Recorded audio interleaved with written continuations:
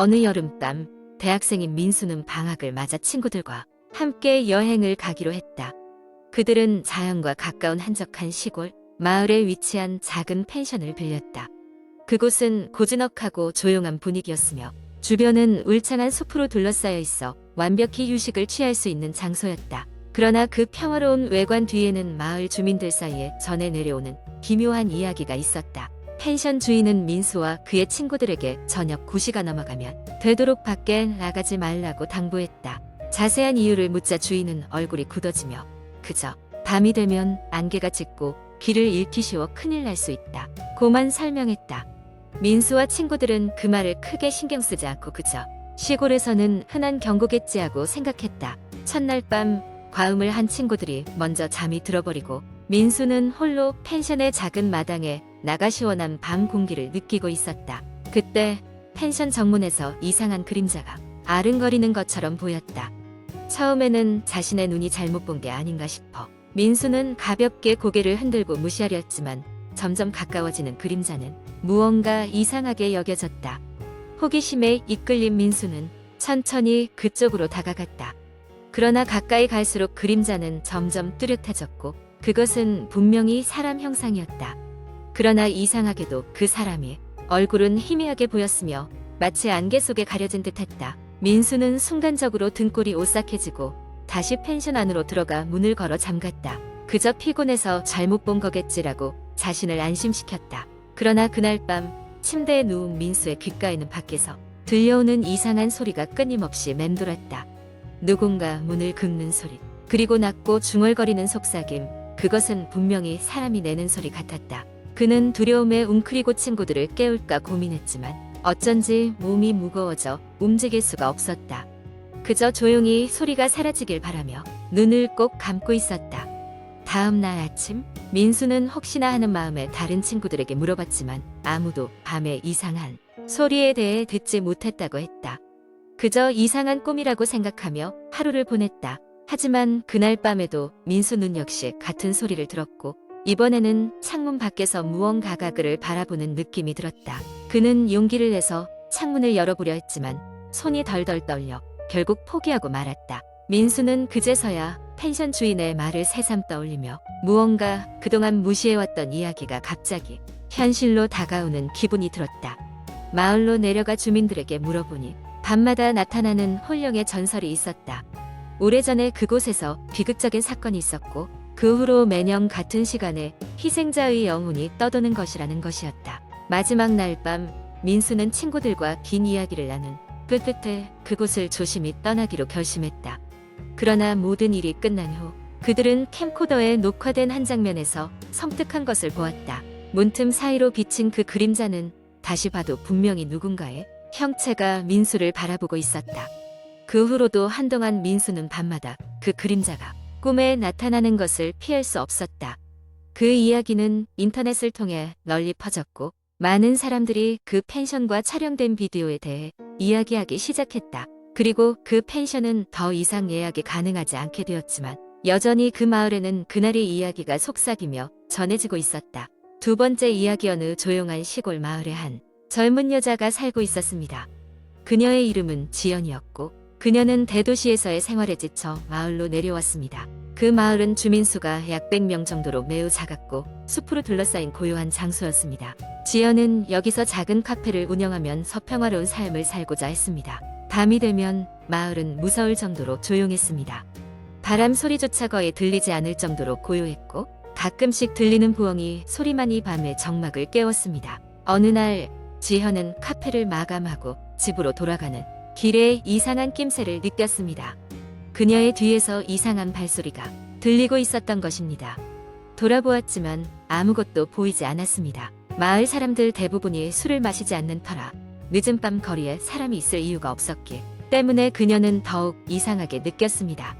며칠 후 지연은 카페에서 밤늦게까지 일을 하다가 집으로 가는 길에 또 그 발소리를 들었습니다. 이번에도 뒤돌아봤지만 아무도 없었습니다. 지연은 약간 겁이 나서 발걸음을 서둘렀습니다. 그녀의 머릿속에서는 여러 가지 공포 영화의 장면들이 떠올랐지만 최대한 그런 생각을 밀어내고 빨리 집에 도착하려고 했습니다. 며칠 후 주말, 지현은 카페에서 시간이 남아 오래된 마을 문서를 보게 되었습니다. 거기에는 마을의 역사와 과거 주민들의 대한 기록이 담겨 있었습니다. 문서를 읽던 중 그녀는 주인 없는 집이라는 항목을 발견했습니다. 그 집은 오래전 한 가족이 불행한 사고로 사망한 이후로 비어있는 상태였다고 했습니다. 그러나 이상한 것은 그 이후로 그 집 근처를 지나는 사람들이 밤마다 발소리를 들었다는 기록이었습니다. 호기심과 두려움이 교차한 지연은 그 집을 찾아가 보기로 했습니다. 주말 아침 그녀는 마을의 어르신에게 집의 위치를 묻고 그 집에 가기로 마음먹었습니다. 그 집은 무성한 풀과 덩굴로 뒤덮여 있어 가까이 가기 어려워 보였습니다. 외관은 매우 낡았고 창문 대부분은 깨져 있거나 먼지가 잔뜩 끼어 있었습니다. 그녀는 집 주변을 돌아보다가 마치 누군가 바닥을 긁는 듯한 소리를 들었습니다. 그 순간 지연의 마음은 차가운 공포로 얼어붙었습니다. 무슨 소리인지 확인하기 위해 더 가까이 다가가 보니 작은 지하실 문이 열려 있는 것을 발견했습니다. 그곳으로부터 이상한 냄새와 함께 차가운 바람이 흘러나왔습니다. 그녀는 온몸에 소름이 돋았지만 무릎을 꿇고 지하실 안을 들여다보았습니다. 그곳에는 오래된 일기장이 한 권 놓여 있었고 그 페이지들은 누군가 적어놓은 불안하고 절망적인 글귀들로 가득 차 있었습니다. 일기장은 이 집에서 살았던 소녀가 쓴 것이었고 그녀는 누군가 자신을 잡으러 온다고 적고 있었습니다. 지연은 그것을 읽다가 문득 지하실 한 구석에서 무언가 반짝이는 것을 발견했습니다. 그녀는 조심스럽게 다가가 그것을 집어들었습니다. 그것은 녹슨 열쇠였고 그 순간 다른 무언가를 보기 위해 고개를 돌렸을 때 사람의 형상이 언뜻 스쳐 지나갔습니다. 놀란 지연은 그 자리에서 굳어버렸고 심장이 미친 듯이 뛰기 시작했습니다. 그녀는 간신히 몸을 돌려 겨우 밖으로 빠져나왔고 모든 것을 잊고 싶어 했습니다. 하지만 그날 밤 침대에 누워 있을 때 다시 그 발소리가 들렸습니다. 이번엔 더 가까워진 느낌이었습니다. 그녀는 창밖을 보았고 그때 밖에서 누군가가 속삭이는 소리가 들려왔습니다. 돌아가야 해. 같이 가. 지연은 더 이상 그 마을에 머물 수 없었습니다. 그녀는 급히 짐을 싸서 다음 날 그곳을 떠났습니다. 마을을 떠나 대도시로 돌아온 그녀는 다시는 그 마을에 대한 이야기도 발소리에 대한 이야기도 하지 않았습니다. 하지만 때때로 그녀가 밤늦게 집에 돌아올 때면 어딘가에서 나는 발소리가 귀에 맴도는 듯한 느낌이 들곤 했습니다. 결국 그녀는 그 소리가 진짜인지 아니면 단순한 환청인지 알 수 없었습니다. 그러나 마을에 남아있던 사람들은 그 마을의 전설이 여전히 계속되고 있다는 사실을 알고 있었습니다. 그들의 이야기 속에서 발소리는 여전히 지연을 따라다니고 있을 것입니다. 세 번째 이야기, 어느 여름밤이었습니다. 한적한 시골 마을에 살고 있는 한 대학생, 민수는 방학을 맞아 고향 집에 내려가 있었습니다. 그 집은 오래된 한옥으로 여러 세대를 거쳐 내려온 역사 깊은 곳이었죠. 부모님은 며칠 동안 친척 집에 방문하러 가셔서 민수는 집을 혼자 지키고 있었습니다. 집 주변은 논과 밭으로 둘러싸여 있었고 밤이 되면 그저 귀뚜라미 소리만 들릴 뿐 정말 고요했습니다. 그날도 민수는 늦은 밤까지 컴퓨터 게임을 하다가 어느덧 자정이 훌쩍 넘은 시각이 되어서야 잠자리에 들려고 했습니다. 불을 끄고 누우니 낡은 집임에도 불구하고 유난히 도방하니 으스스하게 느껴졌습니다. 특히 그날따라 전혀 바람도 없는데 창문이 덜컹거리는 소리가 자꾸만 들렸습니다. 정신을 가다듬고 다시 누워보려던 찰나 갑자기 아래층에서 무언가 부스럭거리는 소리가 들려왔습니다. 쥐인가?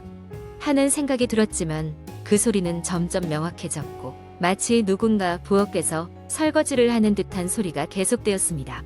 귀청을 찌르는 듯한 그 소리에 더 이상 참을 수 없어 민수는 조심스럽게 아래층으로 내려갔습니다. 불을 켜려고 스위치를 찾았으나 찬바람이 스며들듯 기묘한 오싹함이 온몸을 감쌌고 전등은 켜지지 않았습니다. 민수는 핸드폰 불빛에 의지해 부엌 쪽을 향해 조심스레 발걸음을 옮겼습니다. 그런데 도무지 믿기지 않는 광경이 눈앞에 펼쳐졌습니다. 희미한 달빛 아래 부엌 테이블에서는 누군가 허공을 향해 앉은 채로 아무것도 담기지 않은 빈 접시를 앞에 두고 식사하는 흉내를 내고 있었습니다. 그 모습은 너무도 명확했지만 분명히 아무 소리도 나지 않았습니다. 놀란 마음에 소리 지르는 것을 참으며 민수가 한 걸음 뒤로 물러났습니다. 그 순간 그 형체가 민수 쪽으로 고개를 돌렸습니다. 달빛에 비친 그 얼굴은 복잡다단한 감정을 띤 낯선 노인, 아니 어쩌면 이승의 것이 아닌 듯한 서글픈 눈동자를 가진 존재였습니다. 그의 입은 분명 아무 말도 하지 않았지만 민수의 머릿속에는 메아리처럼 울리는 목소리가 들려왔습니다. 여기는 우리의 집이었어. 순간 민수는 자신이 여기에 남아있어서는 안 된다는 것을 직감했습니다. 가슴속 깊은 공포를 이끌어내며 그는 불이 나게 부엌 밖으로 달려나왔습니다. 그의 뒤에서 부엌이 다시 조용해지는 순간을 느끼며 곧바로 위층 방으로 올라가 방문을 걸어 잠갔습니다. 침대에 기어오르며 긴장으로 굳은 몸을 간신히 이불로 덮고 숨죽이며 기다렸습니다. 기이하게도 그 이후로 어떤 소음도 들려오지 않았습니다. 마치 시간이 멈춘 듯한 느낌이 들었습니다. 한참을 그렇게 누워 떨고 있다가 어렴풋이 잠이 들었습니다. 그리고 꿈속에서 민수는 고향 집의 역사를 엿볼 수 있었습니다. 그 노인은 몇 세대 전 이 집에 실제로 살았던 사람이고 가족들이 이 집을 떠난 후에도 누리곳으로 돌아오기를 기다렸던 것이었습니다. 다음 날 아침 모든 것이 거짓말처럼 평화로워 보였습니다. 민수는 모든 것이 꿈이었다고 생각하려 했지만 부엌 테이블 위에 홀로 놓인 빈 접시를 보고는 그저 깊은 심호흡을 내쉴 수밖에 없었습니다. 그는 가족들이 집으로 돌아오셨을 때 이 이야기를 전하며 집과 그 안에 깃든 오래된 인연에 대해 더 많은 이야기를 듣게 되었습니다. 그 후로 민수는 집에 있을 때마다 어둑어둑한 밤이면 부엌을 지나는 것을 피하게 되었다고 합니다. 그 아이는 집이 단순히 가족의 공간을 넘어 수많은 세월을 지나며 형성된 여러 감정과 기억이 깃든 장소라는 것을 이해하게 되었습니다. 그리고 그것이 진정한 의미에서 집일지도 모른다는 생각을 하게 되었습니다.